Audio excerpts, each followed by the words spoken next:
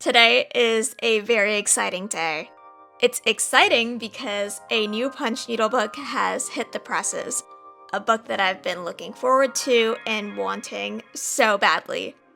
This is Punch Needle Fashion, 15 punch needle projects for crafting accessories and wearables by Micah clasper-torch.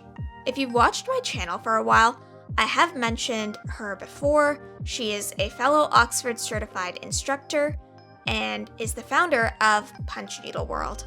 I want to take you through this book, review it, and share some thoughts. As you can see, I have a lot of annotations and a lot of thoughts, because this is really the first book of its kind that is out. So let's get into it. Before even getting into punch needle basics, Micah starts off the book by sharing some history of punch needle. And as a history lover, I am so happy that she included this info. Punch needle as it exists today is actually rooted in 3 different techniques: punch needle rug hooking, miniature punch needle embroidery, and bunka, which is a type of Japanese punch needle embroidery.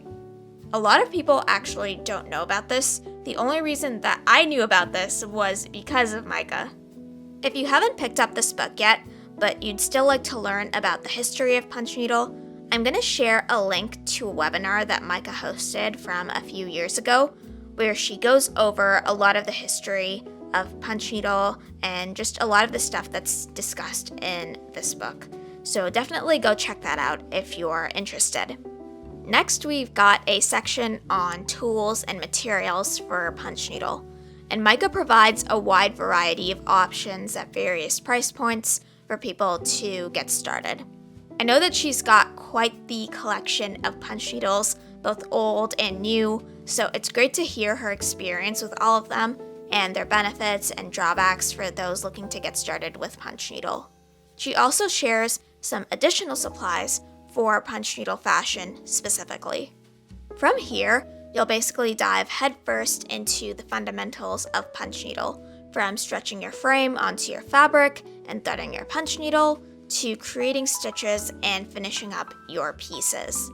Something interesting that I want to highlight is that in this book, Micah also shares how she traces her blocks, or as she calls them, slopers, onto her fabric. For those of you that don't know what a block or sloper is, it's basically a pattern piece without a seam allowance.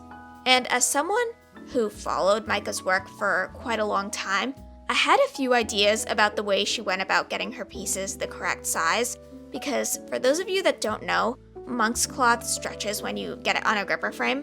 So I had some ideas about how she managed to end up making her pieces all the right size, but obviously I wasn't 100% sure.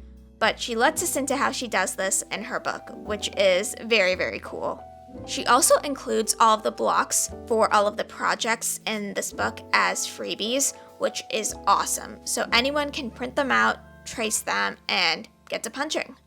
After this, we get into what I'd call a very key part of this book, which is finishing and construction techniques, because this isn't just a regular punch needle book, it's a punch needle fashion book. Now, I'm no stranger to punch needle fashion. I've made a few wearables and accessories before, and did some experimenting to see what works and what doesn't.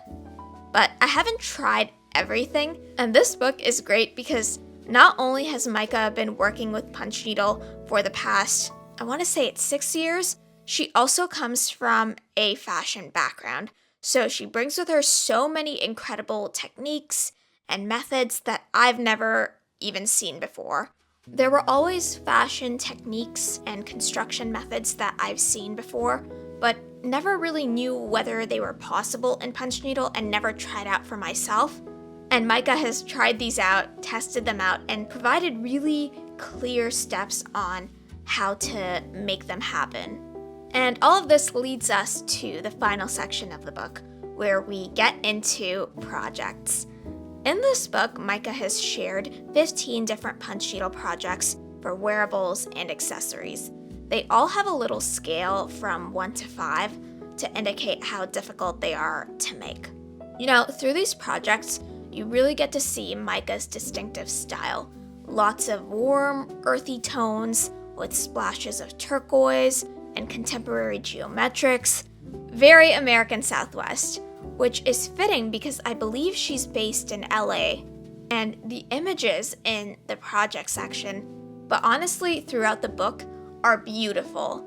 We get to see the clear sources of her inspiration, as well as various angles of her projects, and through her work, I'm inspired to make unique pieces of my own. I'm not going to share all of the projects here because I want people to get this book for themselves and take a look, but I do have a few here that I want to highlight. And the first one is this detachable collar, because when I saw this for the first time, I kind of screamed a little because I've made punch needle collars before. I've done my own blocks myself as well, and seeing Micah make one for this book, I don't know, I felt like it was like kind of a shout out. I felt like a celebrity. Like I said before, Micah uses different techniques for punch needle construction, and this detachable collar is no exception. Of particular interest to me was how the monk's cloth is visible.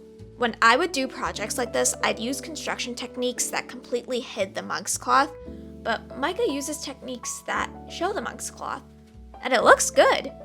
So I'm kind of reevaluating how I go about constructing things for punch needle and how I can incorporate different styles and showing the monk's cloth.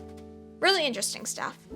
This corset belt blew my mind because I've been obsessed with corsets lately, and this honestly just looks so cool. I love the way it's styled in this photo, and I really want to try making it for myself. The other project that I wanted to showcase was this crop top. Punch needle doesn't really have the reputation of being a summer craft, probably because of the yarn and the fabric that's traditionally used, and the fact that it's traditionally used for making rugs, which are, kind of bulky and heavy. But this project kind of blows that stereotype out of the water. It's summer, it's hot, and I'm kind of in the mood to make a girly pop crop top like this one. It's also a 5 out of 5 on the difficulty scale, so I'm a little worried, but you know what? There's nothing I can't do. It would be a fun challenge. I don't know which one of these two projects that I want to try out. Actually, you know what? Here's what we'll do. I'm going to put up a poll on my channel. If you're watching this right now, it should be up. I'll keep it up for a week. You can all choose for me. I'm going to put both of these projects up.